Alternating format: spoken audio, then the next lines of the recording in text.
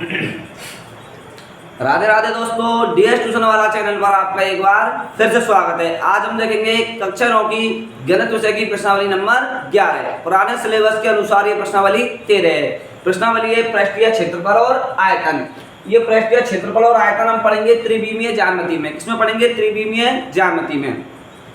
तो सबसे पहली बात आती है त्रिविमीय ज्यामिति होती क्या है। त्रिविमीय ज्यामिति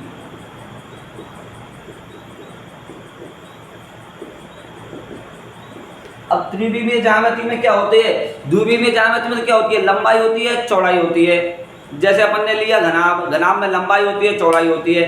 लेकिन त्रिविमीय ज्यामिति में लंबाई होती है, चौड़ाई होती है, ऊंचाई होती है। तो त्रिविमीय ज्यामिति में क्या होती है? लंबाई होती है और क्या होती है? चौड़ाई होती है और एक क्या होती है? ऊंचाई होती है।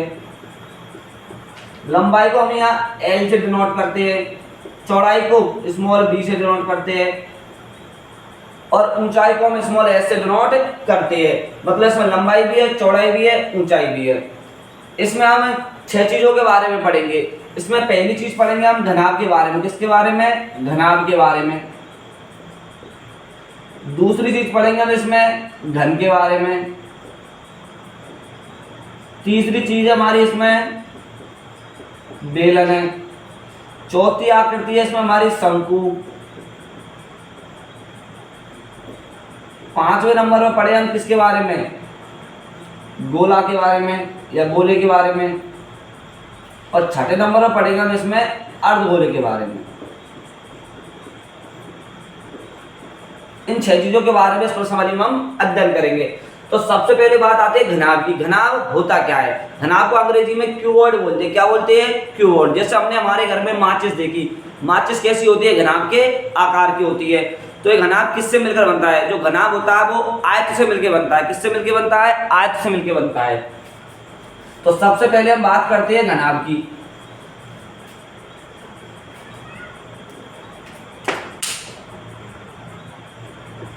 सबसे पहले हम पढ़ेंगे घनाभ के बारे में।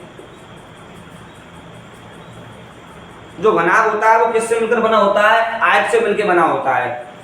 जैसे ये क्या है? ये आयत की शेप है। इसकी आकृति है ये आयत की। हम जानते हैं आयत में 2 भुजा होती है। एक तो लंबाई होती है जिसे L से व्यक्त करते हैं, एक क्या होती है? चौड़ाई होती है। आयत का क्षेत्रफल क्या होता है? आयत का क्षेत्रफल होता है लंबाई इंटू चौड़ाई। और एक होता है आयत का परिमाप। आयत के परिमाप का सूत्र क्या है? 2 कोष्ठक लंबाई प्लस चौड़ाई। तो ये आयत से मिलके क्या बनता है? घनाभ बनता है। हम देखेंगे आयत की आकृति कैसी होती है घनाभ की। ये क्या ले लिया हमने? एक आयत ले लिया। क्या ले लिया? आयत ले लिया। फिर यहाँ पर हमने एक और क्या ले लिया? एक और आयत ले लिया।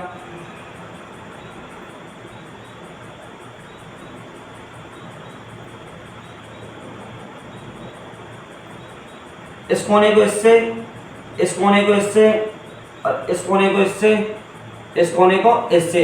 जो हमारी आकृति प्राप्त हुई है, घनाभ की आकृति प्राप्त हुई है। तो हमने देखा है घनाभ किससे मिलकर बना है? आयत से।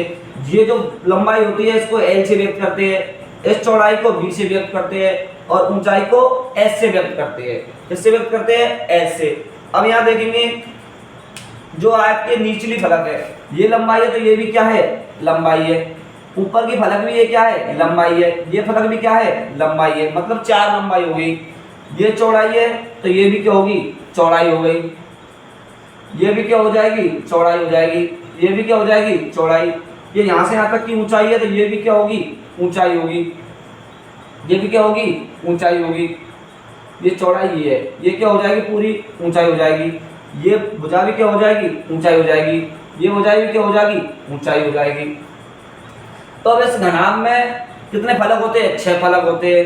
तो हम देखते हैं घनाभ का क्षेत्रफल कैसे ज्ञात करते हैं। इसको मिटाते हैं हम इधर से। अब हमारा पहला सूत्र होता है घनाभ का संपूर्ण पृष्ठीय क्षेत्रफल। क्या होता है? संपूर्ण पृष्ठीय क्षेत्रफल। घनाभ का संपूर्ण पृष्ठीय क्षेत्रफल इंग्लिश में बोलते हैं टोटल सरफेस एरिया। क्या बोलते हैं? Total surface area. ये क्या होता है? हम जानते हैं ये नीचे की फलक कैसी है, आयताकार है, तो आयत का क्षेत्र क्या होता है, लंबाई इंटू चौड़ाई। ये फलक भी कैसी है, आयताकार है, इसका क्षेत्र क्या होगा, लंबाई इंटू चौड़ाई। मतलब दो फलक तो कैसी है, ये एक में लंबाई है, एक में चौड़ाई है। हम इसका सूत्र भी बना सकते हैं और डायरेक्ट सूत्र हम याद कर सकते हैं इसका। घनाभ का संपूर्ण पृष्ठ के क्षेत्र होता है दो कोष्ठक, लंबाई इंटू चौड़ाई प्लस चौड़ाई इंटू ऊंचाई प्लस ऊंचाई इंटू लंबाई।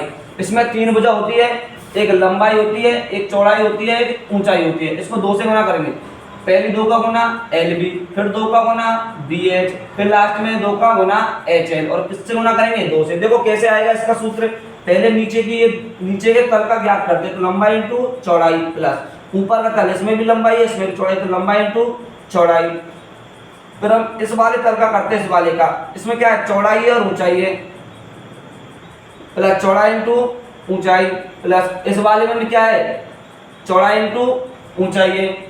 ये वाला हो गया, ये हो गया, ये नीचे का, ये ऊपर वाला तल, इधर वाला तल, इसमें क्या है, लंबाई और क्या है, ऊंचाई है, लंबाई इंटू ऊंचाई प्लस ये पीछे वाला तल, इसमें भी लंबाई और इसमें भी ऊंचाई, लंबाई और क्या है, ऊंचाई है, लंबाई इंटू ऊंचाई। तो हमारा सूत्र क्या है, दो बार तो LB है, दो बार क्या है, BH, और दो बार क्या है, LH कह लो चाहे HL कह लो। दो कॉमन आ रहा है इसमें से, तो LB plus BH plus HL। हम ऐसे सूत्र को ज्ञात भी कर सकते हैं और हम डायरेक्ट याद रखेंगे, दो कोष्ठक LB plus BH plus HL। ये आ गया इसका संपूर्ण पृष्ठीय क्षेत्रफल। अब बात आती है इसके पृष्ठीय क्षेत्रफल, मतलब जो कमरा होता है, कमरा भी कैसा हमारा, घनाभ के आकार का है, तो कमरे की चारों दीवारों का क्षेत्रफल या फिर घनाभ का पार्श्व पृष्ठीय क्षेत्रफल।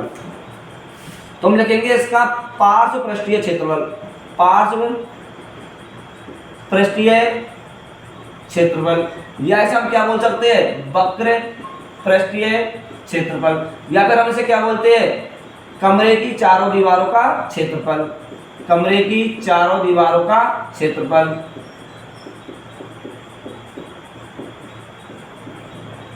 इसको शॉर्ट में बोलते हैं हम CSA, कर्व सरफेस एरिया। ये सूत्र क्या होता है, ये होता है दो कोष्ठक, लंबाई प्लस चौड़ाई गुना ऊंचाई। मतलब कैसे, हम जानते हैं घनाभ के नीचे फलक में क्या है, लंबाई और चौड़ाई, क्या है, लंबाई और चौड़ाई। तो इस नीचे का परिमाप ले लेंगे हम, तो नीचे का परिमाप आएगा दो कोष्ठक लंबाई प्लस चौड़ाई, और ऐसे खाता जाता है H ऊंचाई तक जाता है, तो इसको किससे गुना करेंगे, S से। तो ये आ गया पार्श्व पृष्ठीय क्षेत्रफल, दो कोष्ठक लंबाई प्लस चौड़ाई इंटू ऊंचाई। फिर बात करते हैं इसके घनाभ के आयतन की। किसकी बात करते हैं, घनाभ के आयतन की। तो घनाभ का आयतन, घनाभ के आयतन का सूत्र क्या है, मतलब इस घनाभ में कितना पानी मारा है, जो घनाभ में कितना पानी भर रहे हैं हम इसमें, या फिर कितनी मिट्टी डाल रहे हैं, या कितनी हम वायु भर रहे हैं, तो वो होता है आयतन। तो आयतन क्या है, तो इस नीचे का जो पृष्ठ होता है आयताकार है, मतलब आयत के क्षेत्रफल में कितना आएगा, तो आयत का क्षेत्र होता है लंबाई इंटू चौड़ाई। अब नीचे के क्षेत्र में कितनी ऊंचाई तक जा रहा है, H ऊंचाई तक, तो लंबाई इंटू चौड़ाई इंटू ऊंचाई, ये क्या आ गया, घनाभ का आयतन। तो इसमें तीन सूत्र है। पहला सूत्र है घनाभ का संपूर्ण पृष्ठीय क्षेत्रफल, दूसरा है पार्श्व पृष्ठीय क्षेत्रफल या चारों दीवारों का क्षेत्रफल, तीसरा है इसमें घनाभ का आयतन, ये होता है लंबाई इंटू चौड़ाई इंटू ऊंचाई। तो ये हमने पढ़ा है घनाभ के बारे में, आप स्क्रीनशॉट ले सकते हो इसका। अब हम देखेंगे घन के बारे में। अब हम सेकंड देखते हैं घन के बारे में।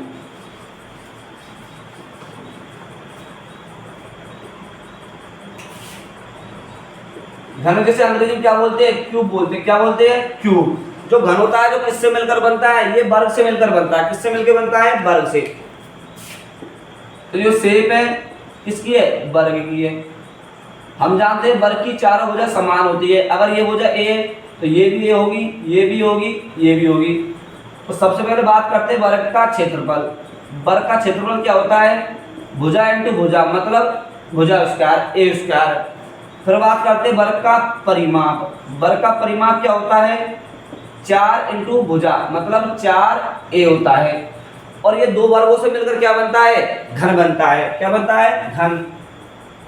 जैसे हम इसकी शेप बनाते हैं, ये हमने कोई एक वर्ग लिया, इसी प्रकार एक और क्या लिया हमने, वर्ग लिया।